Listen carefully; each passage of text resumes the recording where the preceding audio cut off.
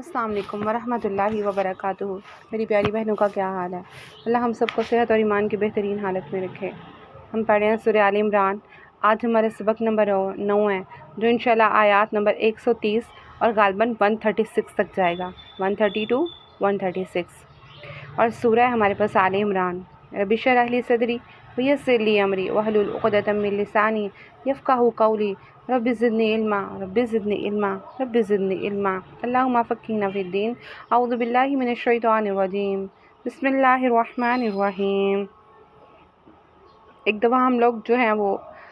دیکھ لیں اس کا لفظی ترجمہ۔ تو آج کا ہمارا جو سبق ہے اس میں جو واضح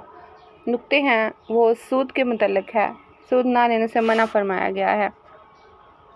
اللہ کی جنت کی طرف جو ہے نا وہ دل بڑھایا گیا ہے، اور ایک خاص مومنین کی صفات بیان کی گئی ہیں، وہ جو متقین ہوتے ہیں۔ یا ایھا الذین آمنوا، ہے ایمان والو، لا نہیں تاکلوا، تم سب کھاؤ، الربا، سود، اضعافا مضاعفتاً، دگنا چگنا کر کے۔ اے ایمان والو، جو تم مومن ہو گئے ہو تو دگنا چگنا کر کے سود مت کھاؤ۔ واتقوا اللہ، اور ڈرو اللہ سے، لعلکم، شاید کہ تم پر تفلحون، فلاح پا جاؤ، اور اللہ سے ڈرتے رہو شاید کہ تم فلاح پا جاؤ۔ اے ایمان والو، اگر تم مومن بن گئے تو دگنا چگنا سود مت کھاؤ۔ دگنا تو ہوتا ہے جب ہم لوگ لے رہے ہوتے ہیں کوئی چیز جو ہوتی ہے، کسی کے اوپر کوئی بندہ قرض لیتا ہے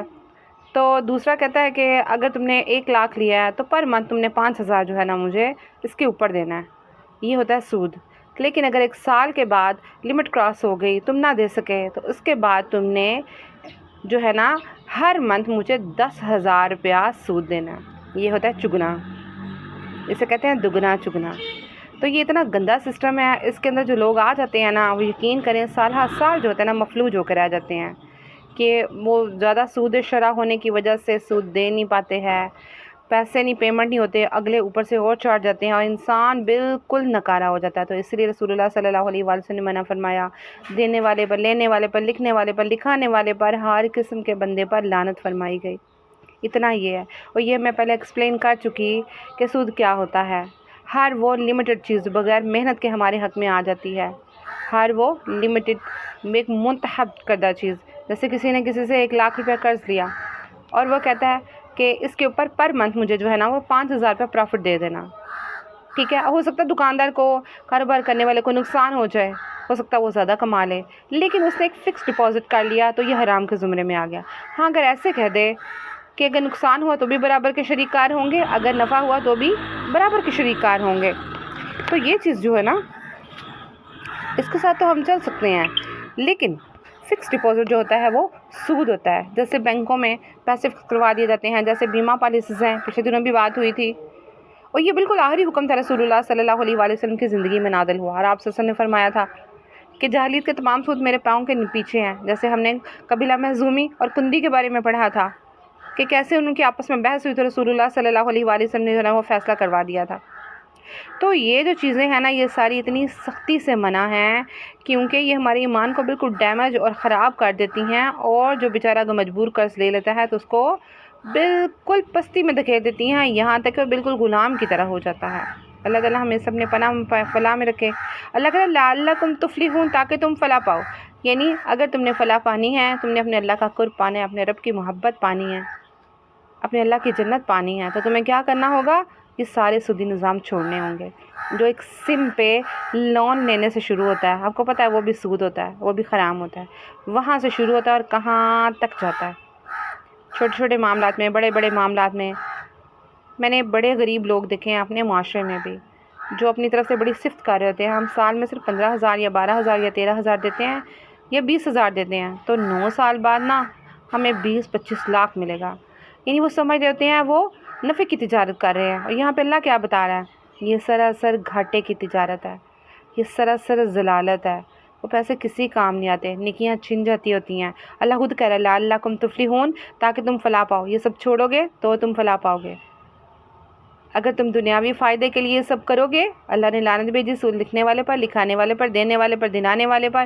ہر چیز پر لعنت ہے، تو لعنتی بھلا کیسے فلاح پا سکتا ہے میری بہنوں؟ اللہ ہمیں سمجھ کی توفیق دے۔ واتقوا، اور ڈرو، النار، اس آگ سے، التی جو کہ اعدت تیار کی گئی، للکافرین، نہ ماننے والوں کے لیے۔ کافر صرف اس کو ہی نہیں کہتے جو کلمہ نہ پڑھے، کافر کا مطلب ہے نہ ماننے والا۔ اللہ یہ حکم دے کے کہہ رہا ہے اس آگ سے ڈرو جو میں نے تیار کی ہوئی ہے نہ ماننے والوں کے لیے۔ کافر کے لفظی معنی ہے نہ ماننے والا،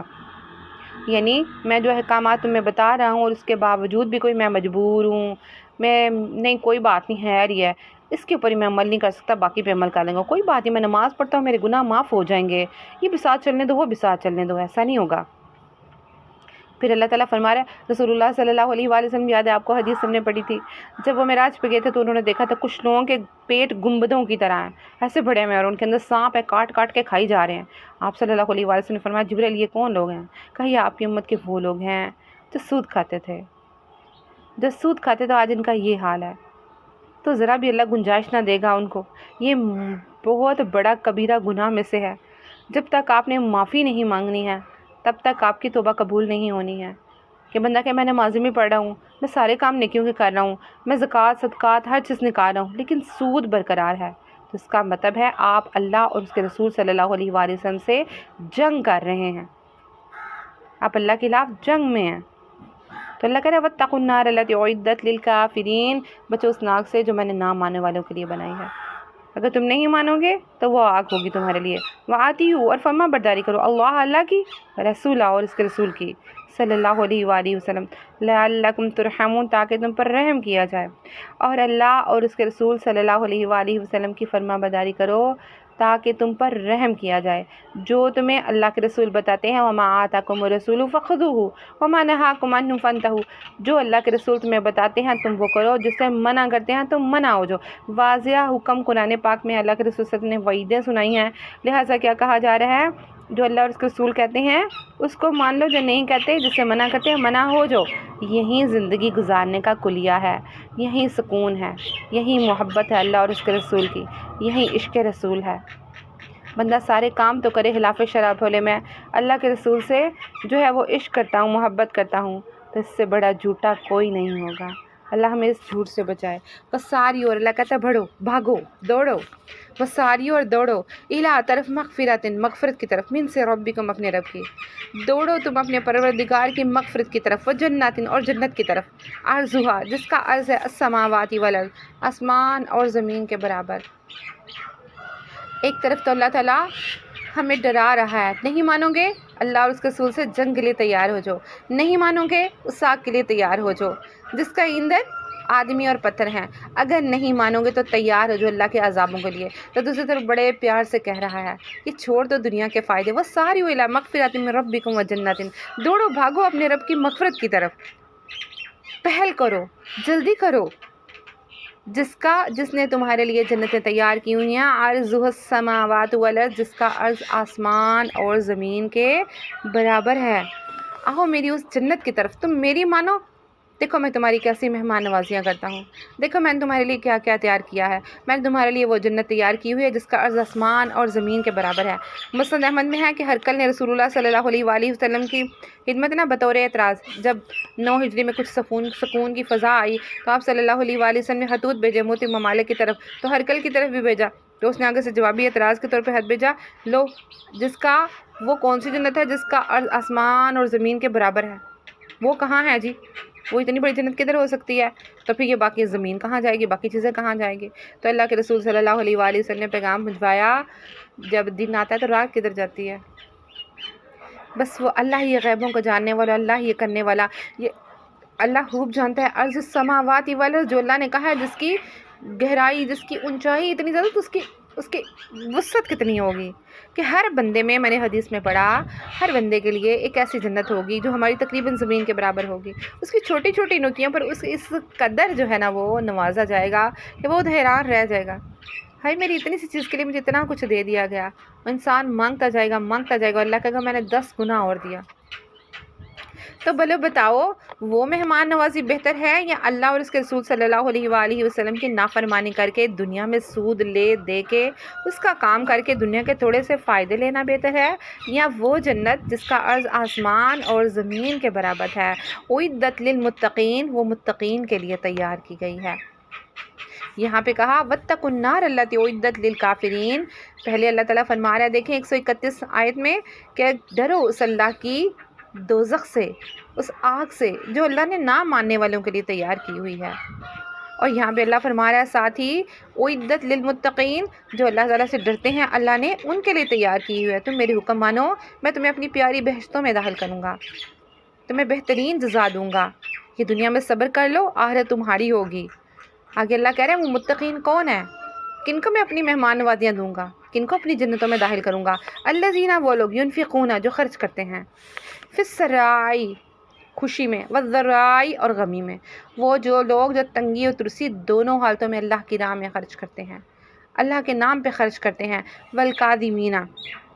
تو یہاں پہ اسپیشل خرچ کرنے کا دیکھیں ذکر آیا ہے۔ ایک طرف تو وہ لوگ ہوتے ہیں جو اپنا مال دیتے ہیں اور اس کے ساتھ سود لیتے ہیں، لوگوں کی غربتیں مجبوریاں خریدتے ہیں، ان کو تنگ کرتے ہیں، اور ایک وہ دوزخ والے ہیں، جنت والوں کا کیا تذکرہ آ رہا ہے، فی السرائی والضرائی، جو خوشی اور غمی دونوں میں اللہ کی راہ میں خرچ کرتے ہیں، اپنے پاس کے غریب غربا کا خیال رکھتے ہیں۔ ابھی ہم نے پیچھے پڑھا کہ ویسے کیسے صحابی رسول آئے تھے، جب یہ آیت آئی تھی لن تنالوا البر حتی تنفقوا مما تحبون، تو انہوں نے کہا یا رسول اللہ سب سے پہلا باغ تو یہی ہے، تو آپ نے کہا اپنے رشتہ دار میں بانٹ دو، بڑا فائدہ ہوگا سب کو۔ تو وہ لوگ جو خوشی اور غمی دونوں میں خرچ کرتے ہیں اپنے والوں میں سے، بخل نہیں کرتے، صرف اپنا نہیں سوچتے، کیسے جو ہے امہات المومنین کی زندگی دیکھ لیں آپ، کتنی خوبصورت سیرتیں ہیں ان کی، صحابیہ کرام کی دیکھ لیں، صحاب کرام رضوان اللہ علیہم اجمعین کی زندگیاں دیکھ لیں آپ، کیسے ان لوگوں کے پاس پیسے آتے تھے، وہ دیکھتے تھے کہ ہم اللہ کی راہ میں خرچ کریں، ان کے دل میں چاہت ہوتی تھی، ہماری طرح نہیں، ہم نے پہلے سے جوڑے پسند کیے ہوتے ہیں، پیسے آئیں گے تو یہ لیں گے، جوتے جوڑے میک اپ، اللہ ہمیں اس دنیا کی خرچ سے بچائے اور اس کی طرف بنائے جس کو اللہ کہہ رہا ہے ساریوا الی مغفرۃ من ربکم وجنۃ، بھاگو دوڑو کوشش کرو، جری ہریپ ہو جاؤ، اللہ سے معافیاں مانگو اور اس جنت کو خرید لو جس کا عرض آسمان اور زمین کے برابر ہے، جو متقین کے لیے تیار کی گئی ہے۔ کون سے متقین؟ الذین ینفقون فی السراء والضراء، وہ جو تنگی اور ترسی دونوں میں خرچ کرتے ہیں، والکاظمین الغیظ، وہ جو اپنے غصے کو دبا لیتے ہیں۔ رسول اللہ صلی اللہ علیہ وآلہ وسلم سے پوچھا گیا، رسول اللہ صلی اللہ علیہ وآلہ وسلم سے دریافت کیا گیا، آپ نے دریافت کیا صحابہ سے جانتے ہو مفلس و کنگال کون ہے؟ تو لوگوں نے کہا جس کے پاس مال نہ ہو۔ آپ نے کہا نہیں، بلکہ وہ جس نے اپنا مال اپنی زندگی میں اللہ کی راہ میں نہ دیا ہو وہ مفلس ہے۔ اور مسند احمد کی روایت آتی ہے، حضرت حارثہ بن قدامہ سعدی رحمۃ اللہ علیہ اللہ کے رسول صلی اللہ علیہ وسلم کے پاس آتے ہیں، کہتے ہیں یا رسول اللہ مجھے کوئی نفع بخش تجارت بتا دیجیے جو مختصر بھی ہو میں یاد بھی رکھ سکوں۔ آپ نے فرمایا غصہ نہ کر۔ انہوں نے پھر پوچھا، کہا غصہ نہ کر، اور تیسری مرتبہ بھی یہی جواب دیا۔ ایسے ایک بدو آیا رسول اللہ صلی اللہ علیہ وآلہ وسلم کے پاس آ کے کہنے لگا یا رسول اللہ دین کیا ہے؟ آپ نے کہا حسن اخلاق۔ داہنی سائڈ سے آیا یا رسول اللہ دین کیا ہے؟ آپ صلی اللہ علیہ وآلہ وسلم نے فرمایا حسن اخلاق۔ پھر اس بہنی سائڈ سے آیا یا رسول اللہ دین کیا ہے؟ آپ نے کہا حسن اخلاق۔ اچھا پھر آ گیا پیچھے سے آیا غالباً، تو آپ نے کہا بھائی تجھے سمجھ نہیں آتی، اچھا غصے نہ ہوا کر۔ تو غصے کو کنٹرول کرنا، غصے کو چھپا جانا، یہ بہترین دین ہے۔ رسول اللہ صلی اللہ علیہ وآلہ وسلم فرماتے ہیں جو شخص اپنا غصہ روک لے اللہ تعالیٰ اس پر سے اپنا عذاب ہٹا لیتا ہے، جو بھی اپنی زبان خلاف شرع باتوں سے روک لے اللہ تعالیٰ اس کی پردہ پوشی کرے گا، اور جو شخص اللہ کی طرف معذرت لے جائے اللہ تعالیٰ اس کا عذر قبول فرما لیتے ہیں۔ تم لوگوں کو معاف کرو اللہ تمہیں معاف کرے گا، تم لوگوں کے پردے رکھ لو اللہ تمہارے پردے جو ہے نا وہ رکھ لے گا، تم دوسروں کی غلطیاں معاف کر دو تمہارا رب تمہاری غلطیاں معاف کر دے گا۔ تو یہ بہت پیاری بات ہے، جب ہم غصہ کر لیتے ہیں ہمیں بعد میں یاد آتا ہے اوہ وہ نہیں ہونا تھا، تو یہ اگر ہم ایسا سوچنے لگ پڑے نا وہ نہیں کرنا تھا تو آئندہ ایسا اس پر کنٹرول کر لیں گے۔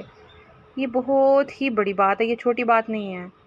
کسی کی کڑوی باتوں کے بدلے میں میٹھی بات کہنا۔ والعافین عن الناس، اور لوگوں کو معاف کرنے والے، والعافین معاف کرنے والے، عن الناس لوگوں کو، اور وہ لوگ جو لوگوں کو معاف کر دیتے ہیں یہ ہے متقین لوگ، دوسروں کی غلطیوں کو کوتاہیوں کو معاف کرتے چلے جاتے ہیں، کیونکہ ان کے دل میں ہوتا ہے جنت لینی ہے، یہ جنت کے سودے ہو رہے ہیں، یہ جنت کی خریداریاں ہو رہی ہیں، یہ شاپنگ ہے جنت کی، دوسروں کی غلطیوں کو معاف کرتے چلے جاؤ، کسی کی گالی کے بدلے میں چپ ہو جاؤ، برائی کے بدلے میں چپ ہو جاؤ۔ رسول اللہ صلی اللہ علیہ وآلہ وسلم نے ساری زندگی کسی سے پس نہیں، اپنے لیے بدلہ نہیں لیا، تو کیا ہم ان سے افضل ہیں؟ نعوذ باللہ نعوذ باللہ۔